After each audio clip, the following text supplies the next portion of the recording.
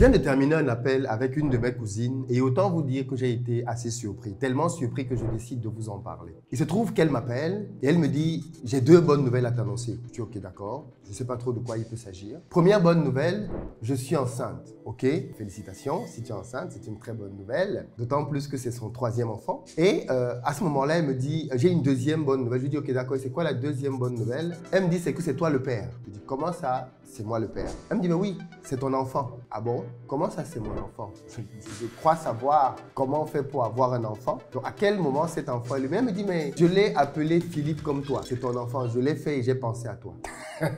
Et je me suis dit, mais en fait, il y a vraiment des gens ici qui travaillent, qui se battent, qui ont du mal même parfois à joindre les deux bouts. Et d'autres personnes profitent de la vie, prennent leurs pieds littéralement, en espérant que ces premières personnes-là vont venir assumer les bébés qu'ils vont faire. Vous avez bien compris ce que je dis. Et je pense que si vous êtes quelqu'un qui avait un peu de moyens, ou alors qui est dans la diaspora, vous voyez très bien le schéma que je suis en train de décrire.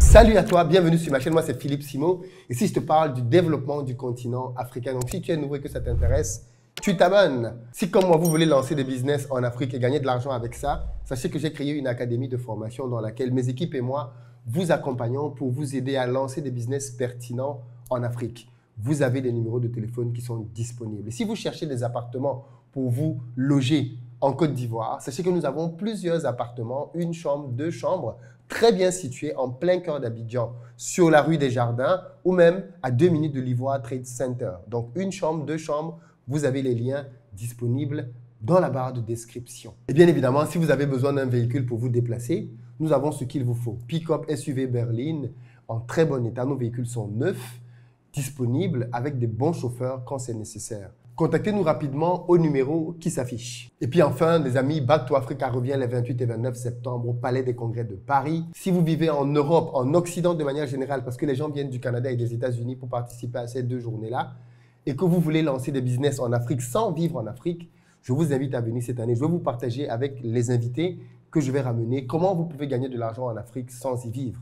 Et croyez-moi, il y a énormément d'argent à se faire sur le continent africain. Vous n'avez même pas idée de tout ce qu'on vous prépare pour cette édition.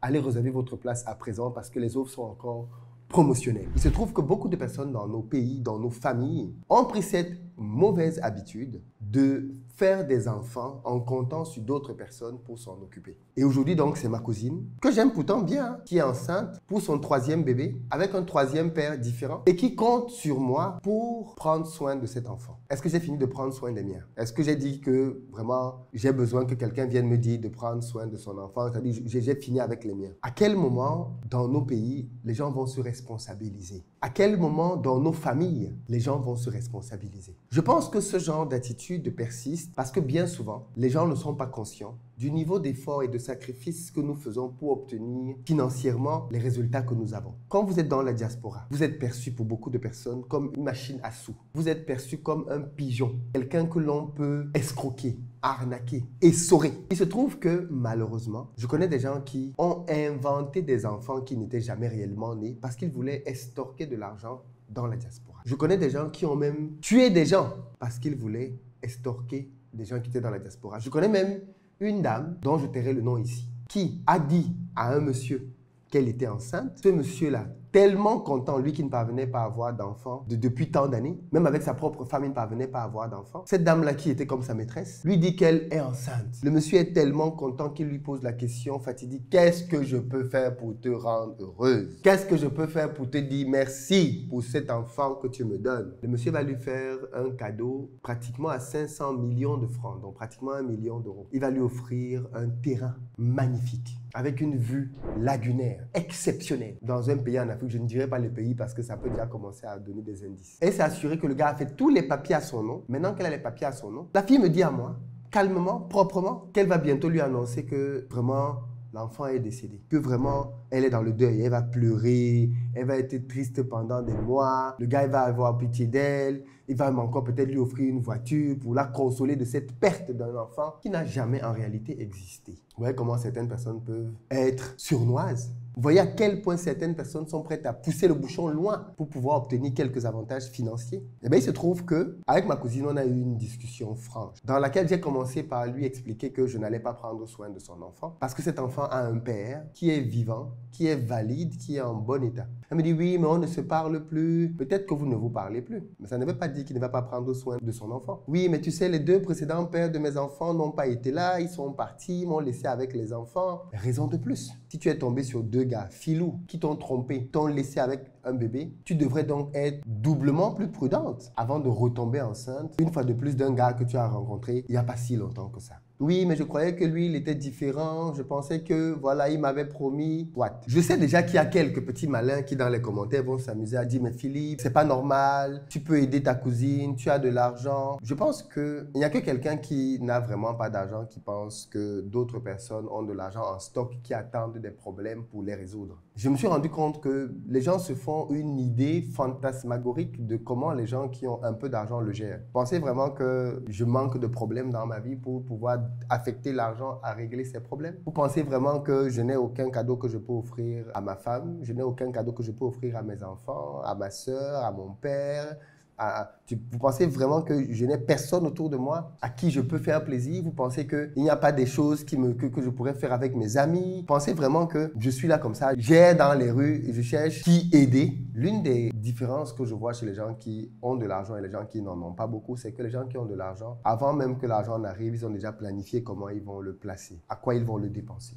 Donc, si vous pensez que les gens qui ont de l'argent, ce sont des gens qui ont plein d'argent dans leur compte en banque et qui ne savent pas quoi en faire, vous vous trompez lourdement. La plupart du temps, les gens même qui ont de l'argent sont souvent nets en termes d'espèces de cash parce que leur argent, ils le placent dans différentes choses. Je ne sais pas ce que vous en pensez, ce que vous auriez dit à ma cousine, mais je remarque quand même qu'il y a double manière de penser. D'un côté, les gens du pays qui pensent que nous sommes des machines à sous, des gens chez qui ils peuvent venir à tout moment avec des histoires, à dormir debout, et espérer avoir des financements. Et d'autre part, nous avons des gens dans la diaspora, au grand cœur, on va appeler ça comme ça, des gens au grand cœur, qui ne savent pas dire non, qui répondent donc à toutes les sollicitations qui leur viennent de leur famille au pays. Et quand vous ouvrez donc les vannes et vous faites comprendre aux gens que vous pouvez répondre à toutes leurs sollicitations, excusez-moi, mais c'est normal que ces personnes continuent de vous demander dans tous les sens de pouvoir les soutenir. Vous avez fait comprendre que vous étiez papa gentil, maman gentil.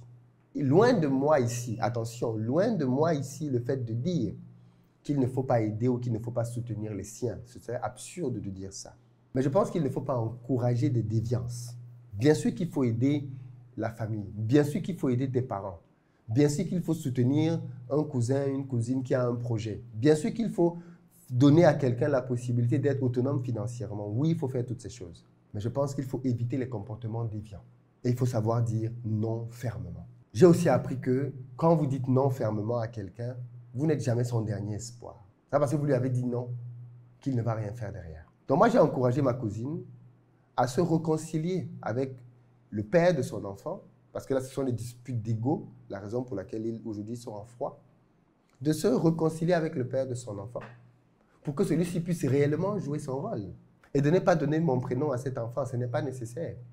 S'il y a besoin de soutien familial, comme tous les membres de la famille, le moment venu, je ferai un geste. Mais sans que ça n'ait la connotation de Philippe, c'est un pigeon. Dès qu'on a un problème, on va aller lui soumettre ça. Arrêtez ça, s'il vous plaît.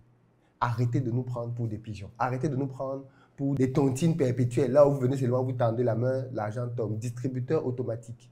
Arrêtez ça. Dans tous les cas, vous devez bien prendre conscience que les gens qui sont dans la diaspora ne vivent pas une vie de rêve. Et c'est au prix de beaucoup de sacrifices qu'ils vous envoient de l'argent. Les gens parfois travaillent deux jobs, 3 jobs.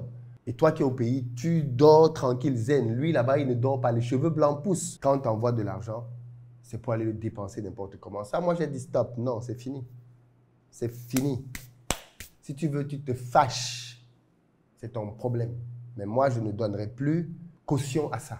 Je n'encouragerai plus les gens à vivre de cette manière. Dites-moi ce que vous en pensez dans les commentaires. Est-ce que vous avez vécu ce genre de situation? Comment pensez-vous qu'il faille réagir? Je veux vous lire là-dessus. À très bientôt.